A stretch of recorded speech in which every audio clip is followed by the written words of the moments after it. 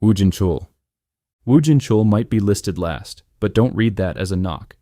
His IQ is somewhere between 140 and 155, which is nothing to sneeze at. What really makes him stand out among hunters is his relentless pursuit of accuracy. This guy never moves without evidence. While everyone else is busy jumping the gun or relying on their gut, Jin-Chul is quietly collecting facts, double-checking details, and refusing to act unless everything lines up logically. He's got a kind of discipline you just don't see often, especially in a world where brute force usually counts for more than careful thinking. That's how he ends up as Hunter Association chairman, not thanks to strength or politics, but by being right when it actually mattered, time and time again. There's something about that slow, steady competence that's easy to overlook, but surprisingly powerful. Most people at the top got there with connections, luck, or just sheer force. Jin-Chul made it on pure reliability. The only thing keeping him at the bottom of this list isn't effort or awareness, it's scope. He's great at working within the system and getting to the truth inside those boundaries. But the others on this list? They're busy shaping those systems, tearing them down, or ignoring the rules completely. In another setting, he's the smartest in the room. Jinho. Jinho doesn't get half the credit he deserves, and that mismatch between his real smarts and what people see is honestly one of the best things about his character. People put him at 125 to 140, but in some situations, that's probably too low. His intelligence isn't about fighting or classic strategy. It shows up in conversation, in negotiations, in the way he reads contracts or picks up on what's being implied, but left unsaid. He notices the fine print everyone else ignores. Growing up as the heir to a business empire trained him to read risk and opportunity almost instinctively. But there's nothing accidental about it. It's the result of a lifetime spent watching money and power flow behind the scenes. What really sets him apart? It's his emotional intelligence. Folks don't usually count it as a real cognitive skill, but it is.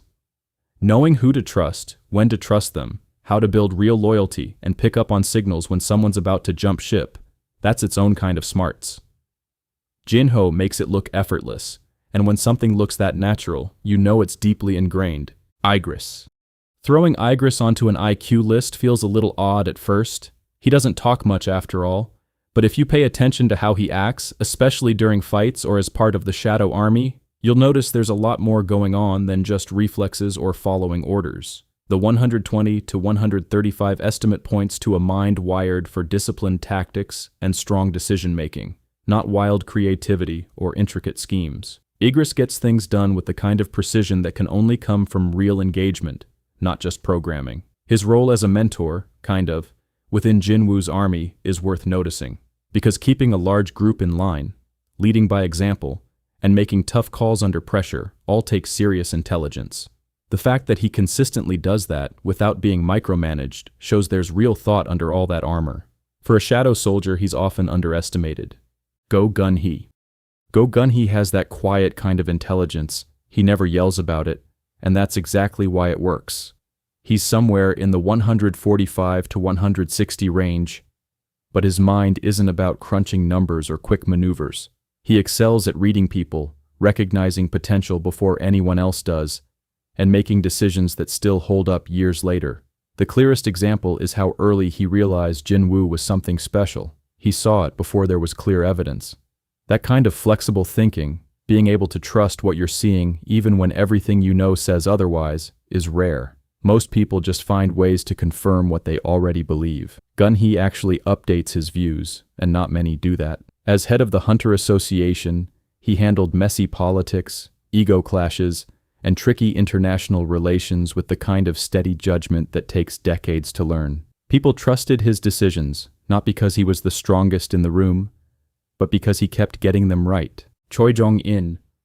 Choi Jong-in's intelligence sits in the same range as Gun-hee's, 145 to 160, but it shows up completely differently. Where Gun-hee deals with people, Jong-in reads battlefields.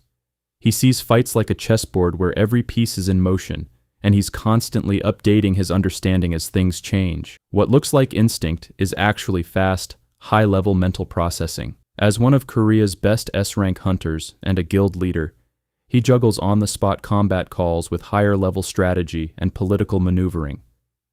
shifting effectively between immediate action and long-term planning. Not many can pull it off without letting one side slip, but Jong-in manages both skillfully. Beru. Beru is one of the most fascinating minds in the group, and the 120 to 135 estimate feels low once you watch him in action. Just look at how he picked up human language by listening. No classes, no explanations, just pure exposure and pattern recognition. Learning to talk that way is wild, and hints at some serious cognitive horsepower. In fights, Beru doesn't just react. He adjusts on the fly, updating his idea of his opponent the whole time, genuinely learning in real time, which is miles beyond just having quick instincts. He can also absorb the skills of defeated enemies, meaning he's able to grow in direct response to whatever shows up next. That ability to adapt instantly might be the most useful type of intelligence you can have in a world where the rules keep changing. Antares.